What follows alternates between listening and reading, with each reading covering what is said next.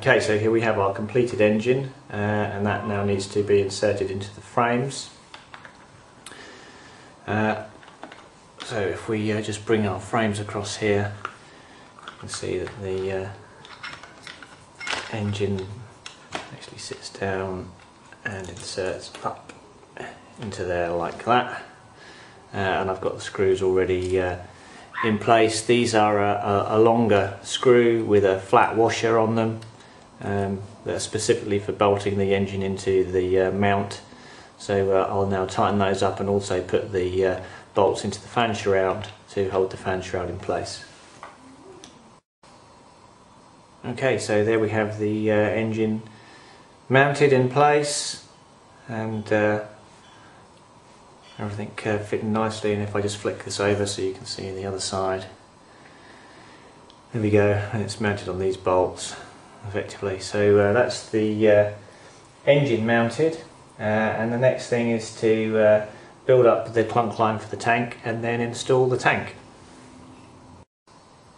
Okay, so here we have our finished tank, and this literally just pushes into the frames between the rubber housings.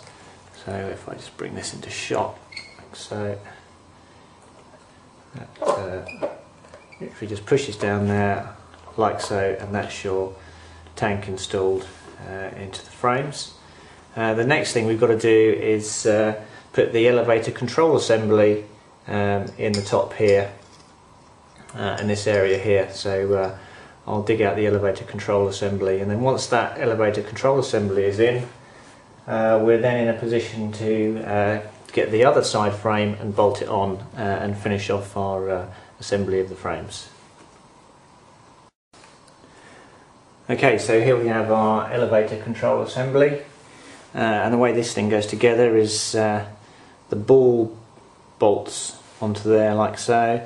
This inserts through the elevator assembly like that, and then the two grub screws go through holes at the rear here to hold the whole thing tightly onto that shaft.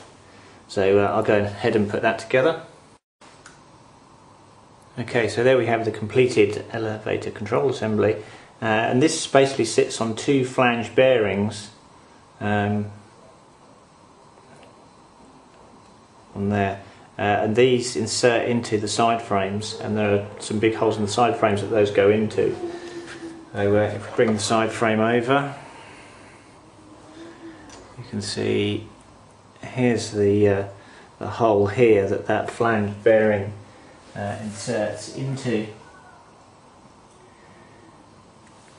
So what I'll do is I'll go ahead and install that, and you can have a look and see what that looks like.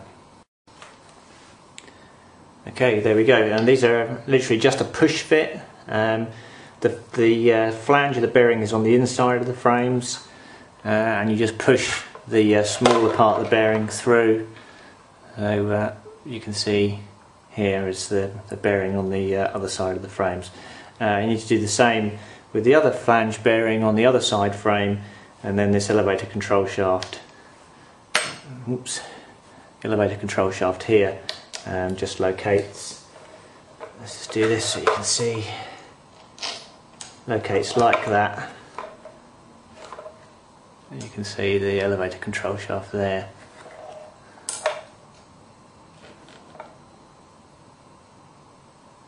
Okay, so that's how it goes together. So anyway, I'll go ahead and install that. Well, that is installed, but I'll go ahead and put the other flange bearing into the opposite side frame. So and there you go, you can see a view of that from the other side.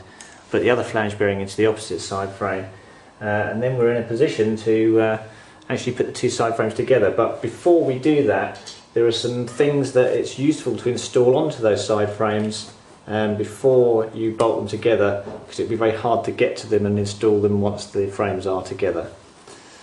So I'll show you that now. Let's just get a wider angle on this shot so you can have a look and see. Okay, so here we go. What we've got installed on here is this little servo mounts down the bottom here. I've got the canopy post installed on the top there with its frame saver, and then this item here, this is for mounting a governor sensor above the clutch bell, and that's held on with two locking nuts. And then of course, what I was just talking about, we've got the flange bearing installed into the frames. So we're now in a position to actually put the two frames together and start bolting it up. Okay, so there you can see I've placed the other frame on. I've put the rubbers in as well, which you didn't see on the last shot. And it's now, I've got the elevator control shaft through the flange bearing, so that's nicely installed in there. And the next thing is just to repeat what we did really for the other side of the frames, and bolt everything together with the same screws and bolts, and then we should have a functioning set of mainframes. So I'll go ahead and do that, and you can see the end result. Okay, and there we have our side frame completed and bolted on and all tightened up. The only thing I haven't tightened up is the bearing blocks, because we don't really want to tighten those up until we put the main shaft in. Everything else is in and Loctited. We had to fit a new front canopy post up the front here as well on the frame saver to match the other one, so you can see that there, and you can see how narrow these frames are. You've got the tank secured in there, and that's the other side of the main frame. And it's all gone together beautifully. I mean, really nice, no issues at all. Very very good screws on the Outrage helicopters. There'll be no head stripping that you get with the line machines. With these screws, they're very nice quality indeed. Even the very small ones that are holding the servo mounts in place are very nice quality. So that's it. That's everything installed now. The next part of the manual deals with bolting on the control system, which sits on the shared CCPM shaft here. So it's the bell cranks and that kind of stuff, and also putting on the bottom tray and the undercarriage. So that's the next step in putting together the model. Okay, the next piece we're working on is the undercarriage, fitting the undercarriage onto the main frames that we've already built. What I've got here is the bottom plate, which we can just pull off here, and the undercarriage. Now I haven't filmed the building of the undercarriage because I mean, it's so straightforward. I didn't feel that it was necessary to create some video showing you how to put this together. It's a simple case of just sticking the struts through and then biting down with 4 grub screws onto the skids. So and then setting in the right gap that you can get this bottom plate on, and the 4 screws which secure it, as you can see here, through that bottom plate. And then it's purely a case of bolting that directly onto the underside of the frames that we've already built. So I'll go ahead and do that.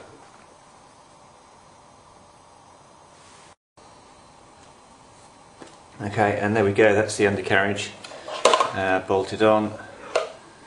And the one thing that we've still got to do is to put the 3 screws here into the bottom of the engine mount. So I've done the 4 here, and then there's an extra 3 to do onto the bottom of the engine mount there. So I'll go ahead and do that.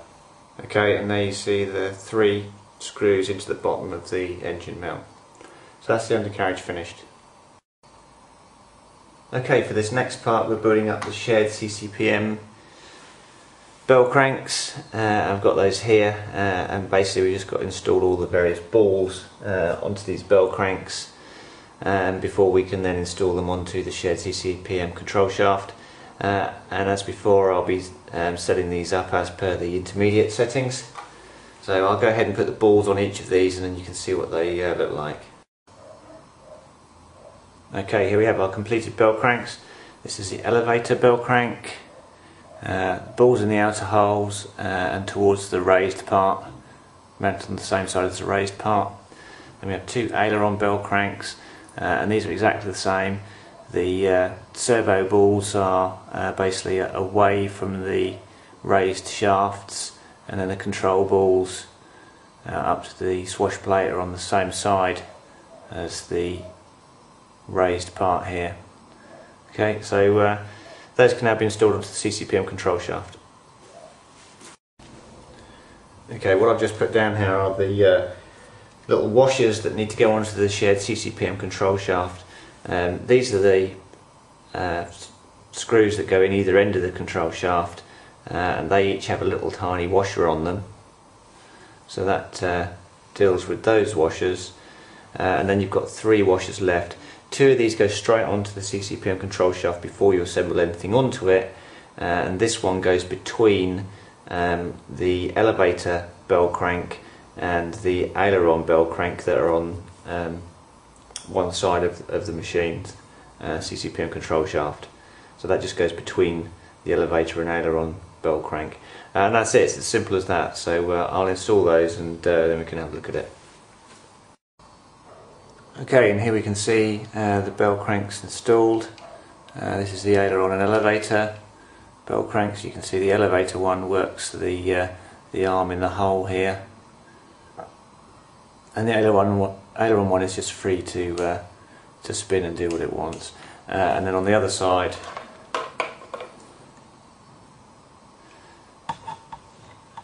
there's the other bell crank.